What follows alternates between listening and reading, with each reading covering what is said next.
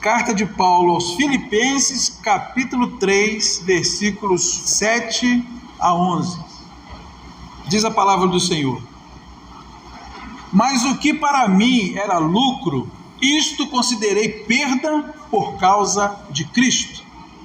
Sim, deveras considero tudo como perda por causa da sublimidade do conhecimento de Cristo Jesus, meu Senhor, por amor do qual perdi todas as coisas, e as considero como refúgio para conseguir Cristo e ser achado por Ele, não tendo justiça própria, que procede de lei, senão a que é mediante a fé em Cristo, a justiça que procede de Deus, baseada na fé, para o conhecer e o poder da sua ressurreição e a comunhão dos seus sofrimentos, conformando-me com ele na sua morte, para de algum modo alcançar a ressurreição dentre os mortos.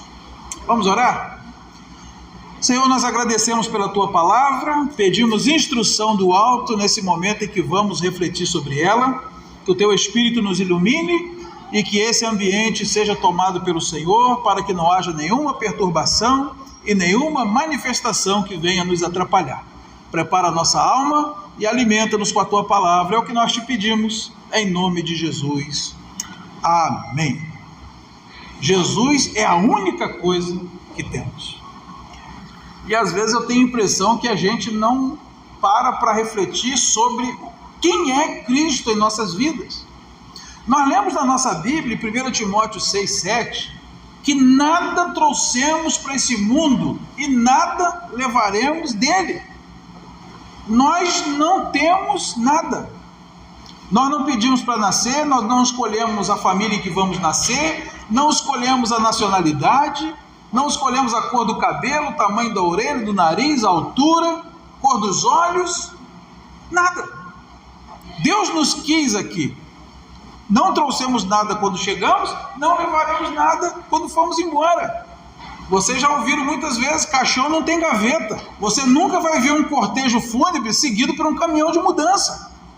Então, na verdade, nós não temos nada. Nesse texto aqui, Paulo diz que ele considerou tudo como perda por causa da sublimidade do conhecimento de Cristo Jesus. Sublime é algo que ultrapassa, que excede, que suplanta. É algo superior, é algo inigualável. Quando se diz que alguém sublimou algo, é porque colocou acima de qualquer outra coisa. O nosso Deus é sublime. E Paulo diz, de outro lado, que por causa da sublimidade do conhecimento de Cristo, ele considerou tudo que ele tinha como refúgio. Está aí no final do verso 8. E eu digo para vocês, o tradutor foi benevolente conosco ao traduzir como refúgio. É um eufemismo, porque no original essa palavra significa excremento de animais. É esterco, estrume. De um lado nós temos Cristo, que ultrapassa qualquer coisa que a gente possa imaginar. E de outro lado, as coisas que nós podemos ter nesse mundo, que Paulo diz que perdeu tudo e abriu mão de tudo por amor a Cristo, são como cocô de vaca. Aquilo que nós nos apegamos, talvez nosso nome, nosso sobrenome, posições, bens, dinheiro, é lixo, se comparado à sublimidade que há em Cristo Jesus. O que nós temos além de Cristo, irmãos? Nós temos vida. E que vida há fora de Cristo? Ele é o caminho, a verdade e a vida. Fora de Cristo, tudo é morte, tudo é treva, tudo é inferno. Fora de Cristo, tudo é nada. A Bíblia diz que nele vivemos e nos movemos. É Ele que nos dá a vida, a respiração e tudo mais. Então, sem Jesus, que vida nós temos? João 10,10, eu vim para que tenham vida e tenham vida em abundância. Viver não é sobreviver como os animais. Deus tem uma vida para nós que ultrapassa o respirar, o dormir, o acordar e o se alimentar. pastor, eu tenho bens. Eu tenho uma casa na cidade, uma casa no campo e uma casa na praia. Paulo, escrevendo a Timóteo, diz: avisa os ricos que a riqueza é instável. O texto de Lucas, capítulo 12, do 13 a 20, Jesus ia passando e um rapaz corre atrás dele e disse: mestre, manda que o meu irmão reparta comigo os bens. Pelo visto, a família não estava se entendendo no inventário, né? Como diz outro, é raro, mas acontece muito, né? Briga de inventário. E geralmente os bens que nós temos servem para isso, né? Para arrumar briga de inventário depois que a gente vai embora. E Jesus então falou: olha, eu acho que você está um pouco enganado de quem sou eu. Quem foi que me nomeou partidor de bens entre vocês? Será que a gente às vezes não acha que Jesus veio ao mundo para distribuir bens? E ele contou então uma parábola: o campo de certo homem produziu tanto que não cabia mais nos celeiros. Ele disse: vou destruir meus celeiros, vou reconstruí-los maior ainda e vou estocar os meus bens. Então vou dizer para minha alma: olha, fica tranquilo, come, regala-te, porque você tem estocado para muitos anos. E o que Jesus diz? Louco, louco, essa noite pedirão a tua alma, e o que você tem reservado, para quem será? Porque nós não trouxemos nada, não vamos levar nada. E quantas pessoas deixam de colocar Jesus em primeiro lugar em suas vidas por conta dos bens materiais? Como disse alguém já, tem pessoas que são tão pobres que a única coisa que tem é dinheiro.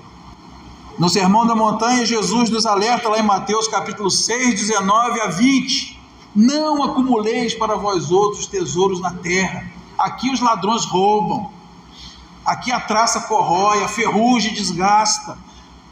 Procurem acumular para vocês tesouro no céu, porque lá ninguém põe a mão. Aquilo que a Bíblia diz que é lixo, que é excremento, a gente coloca na frente. E Jesus, que é o sublime, fica lá atrás. Quando dá tempo, se der tempo, aí eu vou na igreja. Se der tempo, aí eu vou assumir o cargo na igreja. Aí eu não posso porque eu estou muito ocupado. Ocupado com o quê? Com a minha família, com o meu trabalho, administrando meus bens. Que loucura! Nós vivemos como se não fôssemos morrer. Ou então vivemos naquela política: morreu, acabou, então eu vou ter que aproveitar bastante aqui. Nós não vivemos à luz da eternidade. Nós não vivemos como mordomos das coisas que Deus empresta para nós aqui desse mundo, que não é nosso, porque não trouxemos e não vamos levar, então não é nosso. A verdade é que nós estamos perdendo a noção da sublimidade que há em Cristo Jesus. Irmãos, Jesus não é a melhor coisa que nós temos. Jesus é a única coisa que nós temos. Tira Jesus da sua vida, o que sobra? O que sobra se tirarmos Jesus? Porque a Bíblia diz que não há salvação em nenhum outro. Ele é o caminho, Ele é a verdade, Ele é a vida. Não há outro nome, não há outro mediador. Romanos 11:36 vai dizer que dele, por Ele e para Ele são todas as coisas. Aonde a gente entra nisso? É Cristo e mais nada. É Cristo e só Ele.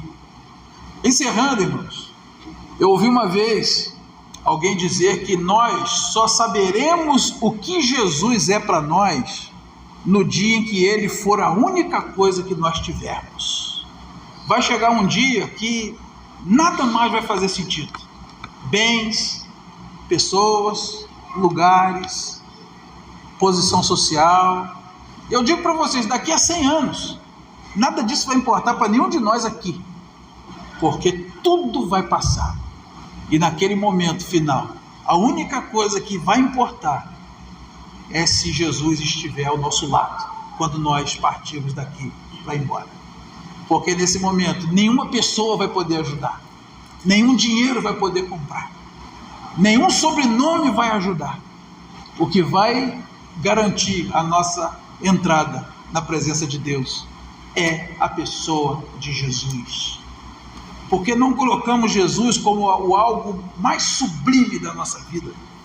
Porque de fato, o Senhor Jesus é tudo para nós. Vamos ficar de pé, queridos.